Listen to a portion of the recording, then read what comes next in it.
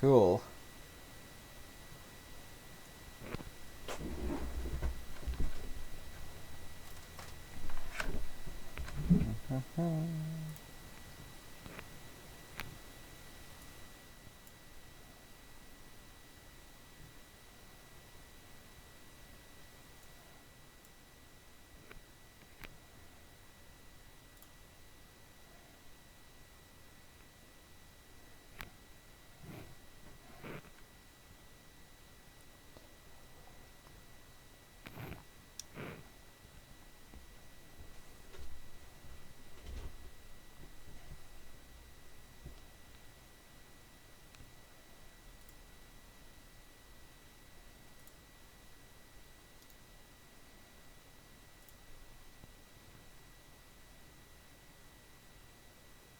Bye.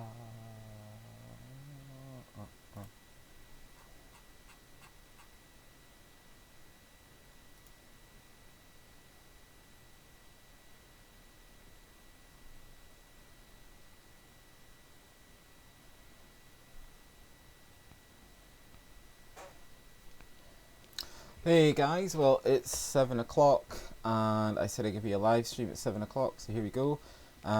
It's the first one I've ever done, so it might not be particularly smooth.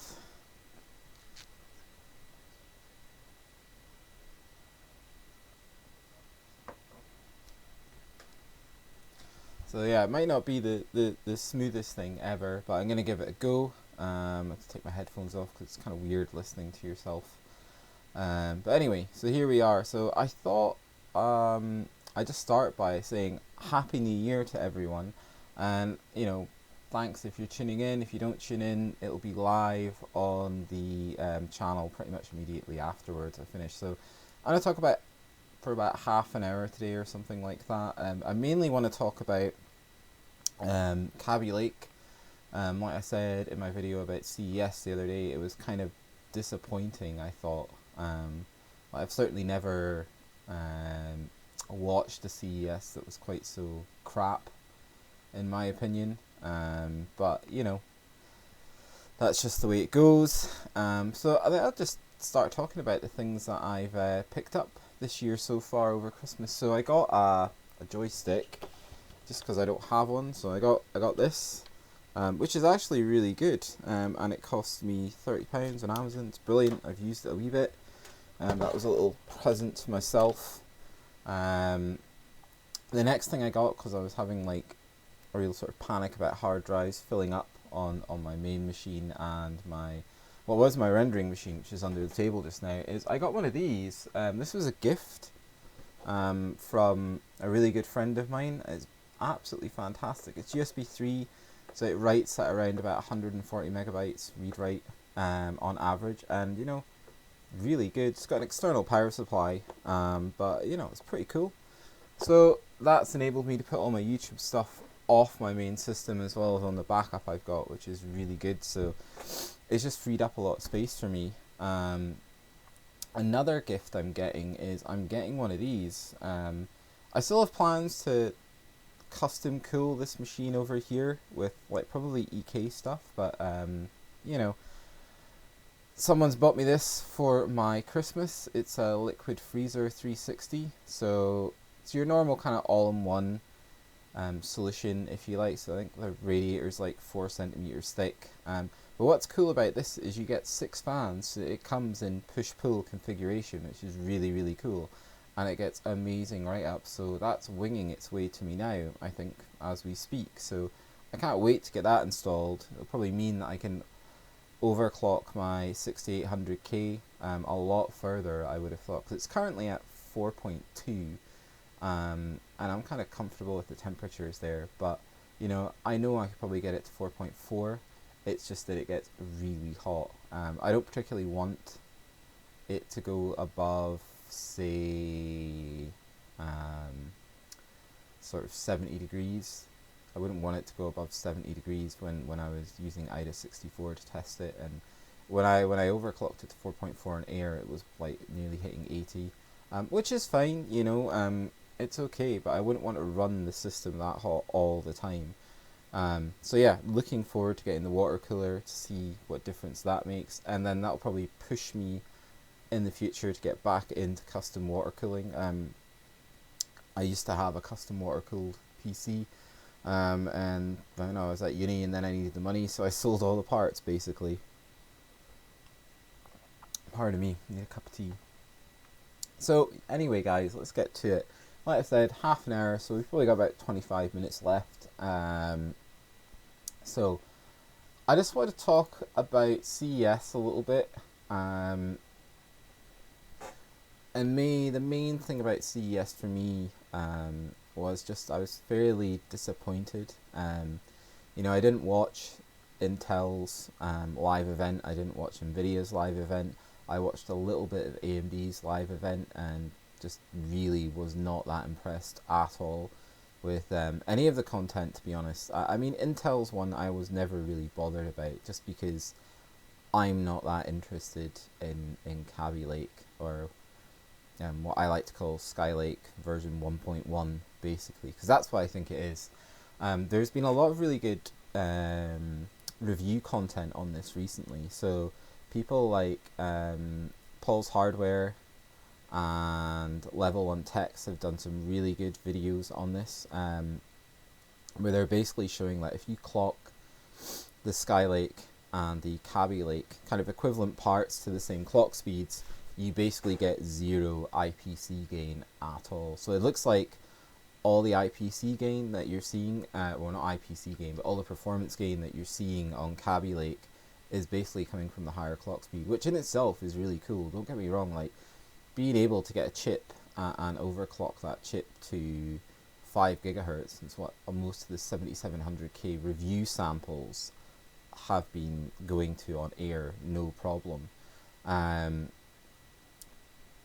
I say that because they are review samples, so I wouldn't be surprised if these are cherry-picked chips. I mean, a lot of them, the one that Paul's Hardware had, for instance, had confidential on the lid. It didn't have a product SKU number or anything like that. It was an engineering sample, if you want, a review sample that was sent out to him specifically. So I really doubt that Intel has sent him a run-of-the-mill chip that hasn't been binned, and they aren't completely sure that it's going to overclock to 5 gigahertz. Because really, for me, that's all Kaby Lake has got going for it. And it's no surprise. They've been running 14 nanometers for a couple of years now, so I'd be really shocked if they released Kaby Lake and it couldn't hit those overclocks, because it's a mature process now. And basically that's all it is a refinement of Skylake. You get a few other things with it. You get extra PCIe lanes, but not really, because the link speed between the CPU and the DMI is still limited to 4 PCIe lanes. Even though you might be able to get 6 or 8 extra lanes, so you're not actually going to be able to use them all at once. But hey, that's pretty cool. So you're getting an extra feature there. You're getting native 4K encoding, which is pretty cool as well if you're doing 4K video editing. But again, these are all features. There's no real step change for Intel. For me, certainly, I'm not feeling the need to move away from X99 in any way, shape, or form. If you were running Haswell or Broadwell or Skylake, I would not say there's any point in moving over to Kaby Lake at the moment. I did have this conversation with a friend the other day who's currently on Sandy Bridge, and for him, I think it would be a really good move. We talked about it last year, and he talked about going to Skylake, but he just didn't really want to. Or as I think now, if you're in that situation where you are on, like, say, Sandy Bridge or Ivy Bridge or something like that, it probably makes sense, because you're going to want to upgrade. So it would make sense for someone like you to move to Skylake. You might as well have the latest and greatest. There's no point in like moving to, say, Kaby Lake, because there's no point in moving to Skylake. You should definitely move to Kaby Lake and have the latest and greatest. you know, there's no point in not doing that if you're on an older architecture. If for no other reason than the Skylake parts are not going to fall in price. If Intel's historic pricing is anything to go by, I just can't see them ever reducing the price of a previous sort of generation. They never seem to do it. I can't imagine they're going to do it until maybe until maybe AMD release Zen, and then things might change. So I've just got a couple of graphs here. So this is from Tech Power Up. So what you're basically looking at here is all their performance charts rolled together. So this is the GTX 1080 7700K at stock. So that's 0% there. And then a 1080 with a 6700K at stock is basically 3% slower. And I pretty much think that 3% is coming from the fact that the 7700K part comes out of the box probably clocked about 3% higher than the 6700K part. So that's at 1080. Then at 1440 you've got the 7700K 1080, and then you've got, this is interesting though, a 1080 with a 6700K. Both of these parts are at stock speeds. The Skylake part is only 1.6% slower. And then when you go up to 4K, you have the 1080 7700K, and then you've got the 1080 with a 6700K, and the 6700K is only 0.4% slower. So, I mean, for me, that kind of says it all. Now, that's looking at everything they've tested. I think they tested about 22 games or something like that, and a few other things. So, yeah, it's an average, but I think that kind of puts my point across in that there is no difference between Skylake and Kaby Lake as far as I'm concerned. Like, if you're on Skylake just now, or you're on Broadwell or Broadwell E or something like that, or like I said, even Haswell, don't buy Kaby Lake. I would wait for the next generation. I would wait for, was it Cannon Lake or Coffee Lake that's going to go to 10 nanometers. I would really wait for the node shrink. You know, and here we go. So here's an Antec as well. Here's some more benchmarks. These are Cinebench single threaded. And here we go. Where are we?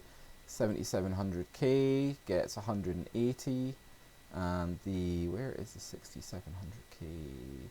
And the 6700K gets 182. So, you know, there's no real difference, single threaded. And then multi-threaded, these are stock, by the way, stock benchmarks. So the 7700K gets 880 points, and the where are we? The Skylake 6700K gets 919 points. So there's no real difference there. And here we go. This is a really good one. The multi-threaded. Here we go. So that's Kaby Lake, Skylake, both at 4.8 gigahertz, and there is a points difference of 8. So there is no IPC gain to be had with Kaby Lake, guys. Don't fool yourselves. Don't listen to anything that Intel are saying, because it's just all BS. If you want the feature set that Kaby Lake brings, and that's great, then you should move to Kaby Lake. But if you're on Skylake or you're on Haswell or you know, Broadwell, then there is no point in moving based on these numbers, I would say. Absolutely no point. I'm certainly not moving, because the 6800K is beating out all of them, which is kind of what you expect, and that's at stock. But you know, it's a 6-core 12-threaded chip, so that's what you expect. So really, that's kind of my thoughts on Kaby Lake. It is a bit of a letdown. There's not much else I can say about it.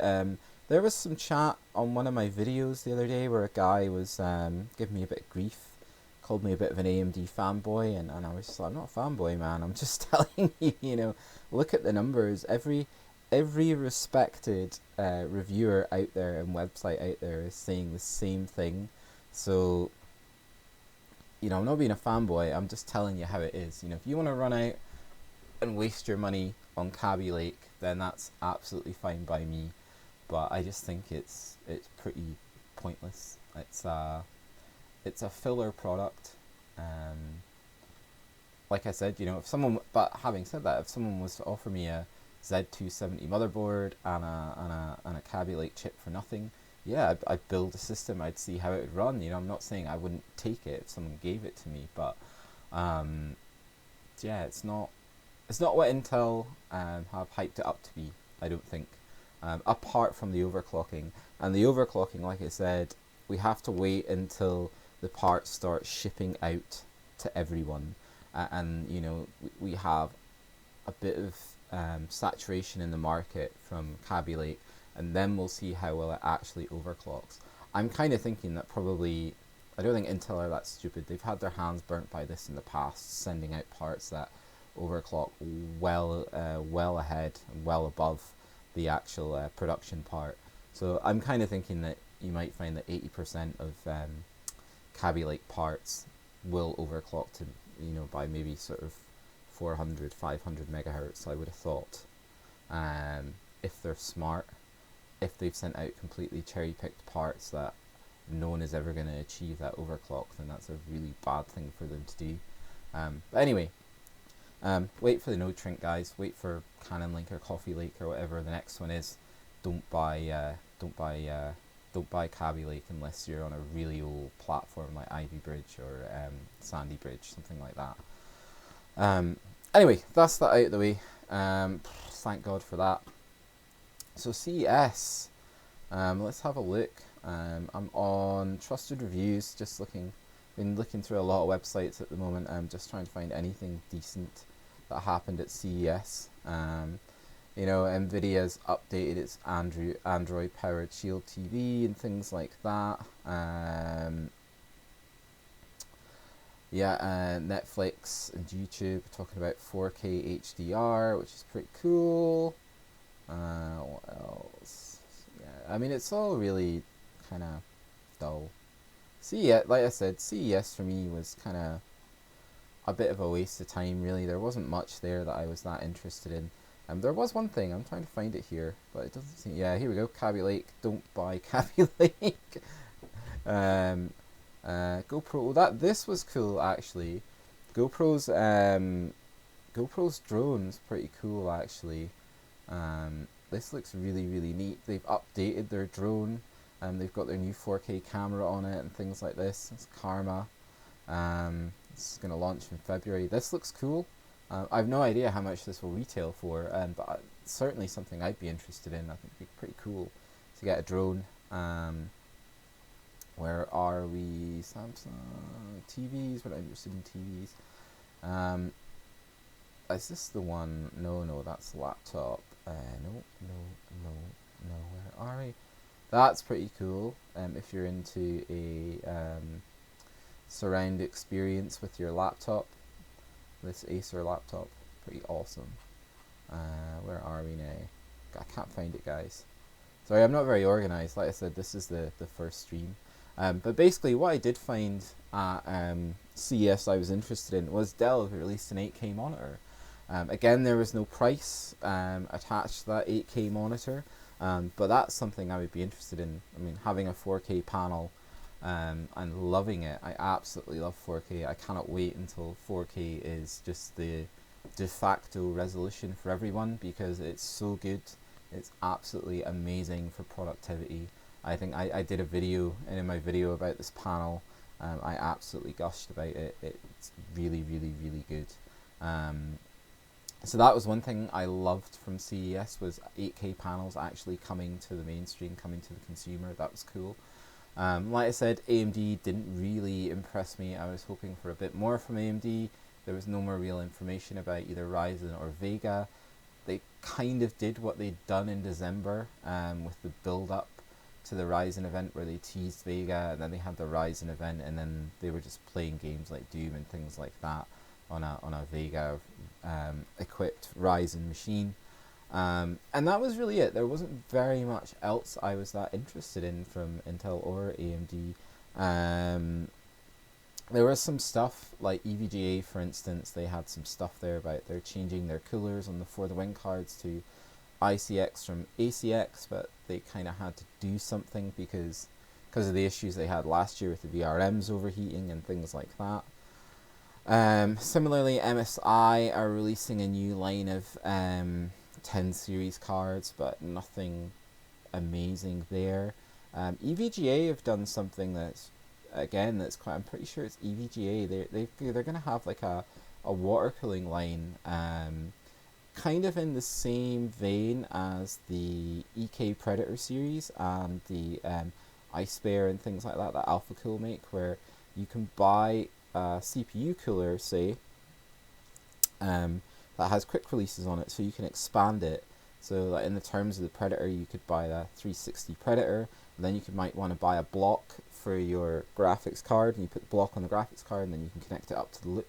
Well, EVGA have kind of gone one step further, I suppose, because they manufacture graphics cards. They're now selling graphics cards that will have this technology built into them, so that you buy the card, and the card has the block on it, and it has the two little inlet outlet pipes coming out of it that you can then connect up to your larger loop, depending on what form that takes. I'm not really sure if that's going to take off. It's kind of a bit gimmicky.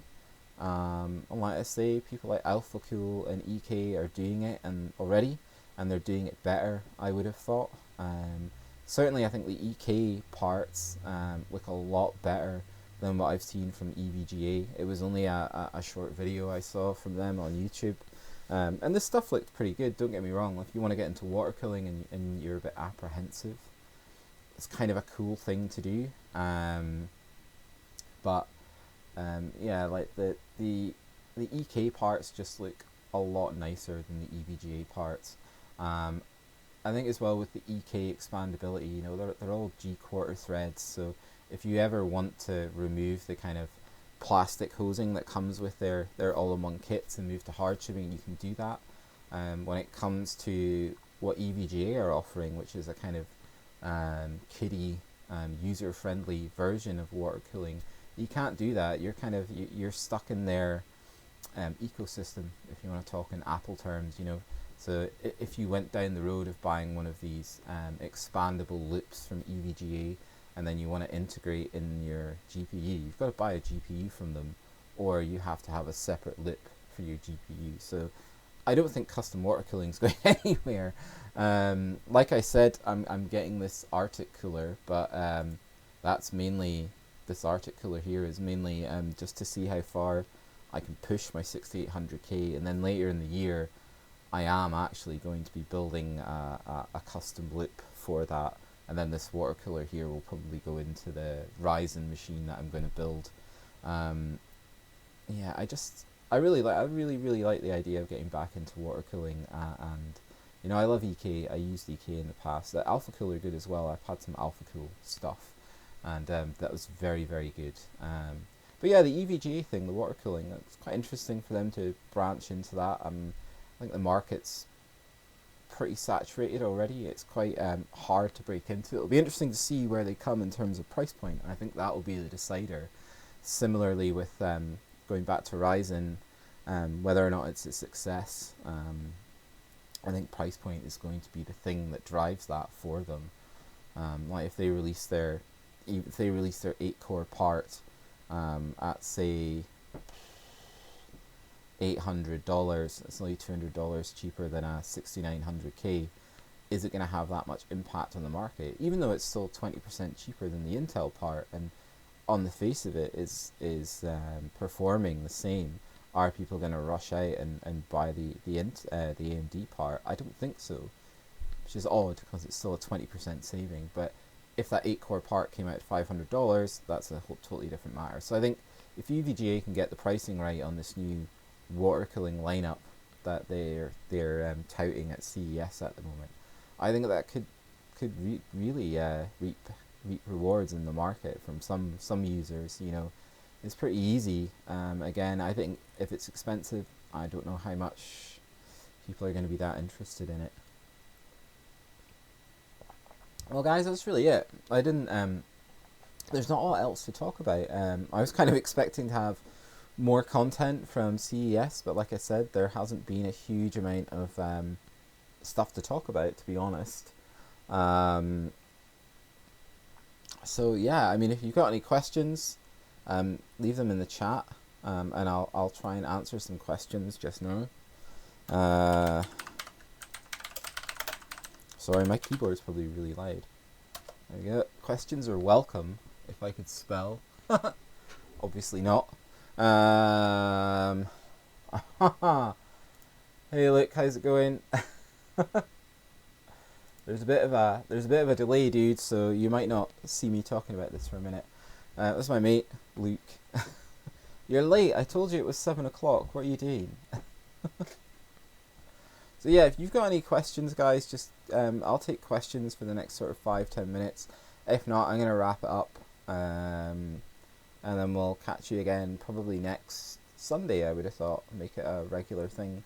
Hopefully, there's a bit more to talk about next Sunday. But I did rant on about Cabulate quite a lot. Sorry about that. It's not a bad product. For it's what Intel have been doing for years.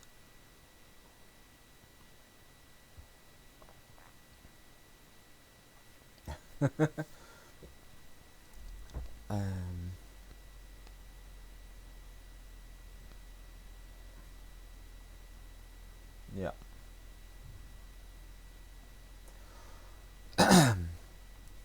Sorry about that. I was just checking something else there, guys. Questions? Any questions? Anyone? No questions? Well, we're coming up on like 27 minutes, guys. So if you've got no questions, I'm probably going to wrap this up for this week. And then hopefully, like I said, next week there'll be a bit more to talk about. I'll probably have a video coming out next week of me as well, installing the CPU cooler, installing the Arctic cooler, and then trying to overclock the 6800K to maybe 4.4. I'd love to get 4.5 out of it, but I don't think that's going to happen somehow. But hopefully I will. There's no point asking me when you see me, unless it's not computer related.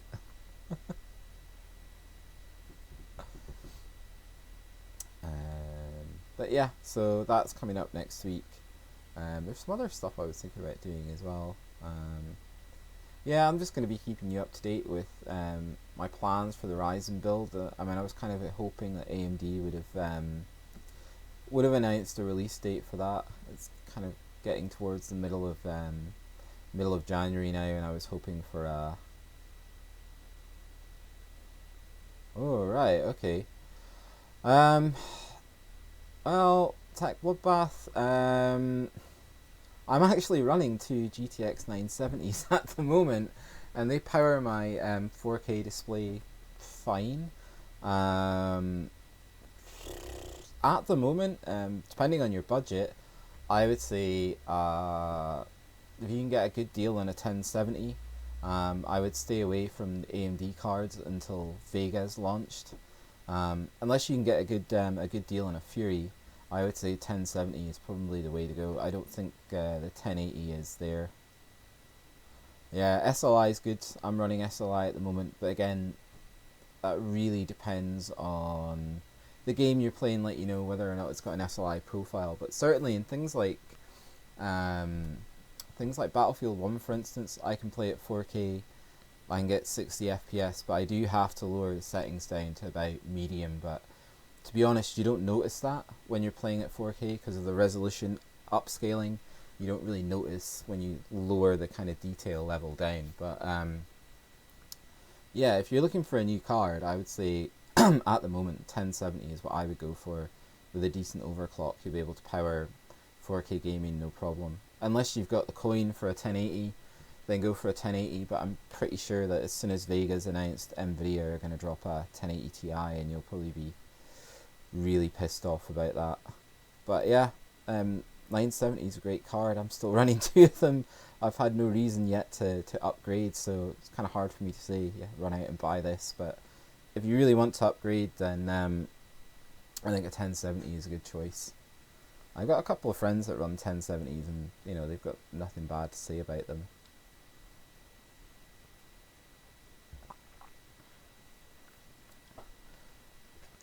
Any more questions, guys? If not, I'm probably gonna round it off because we've just hit the 30-minute mark. So if you got anything else? Oh, here we go.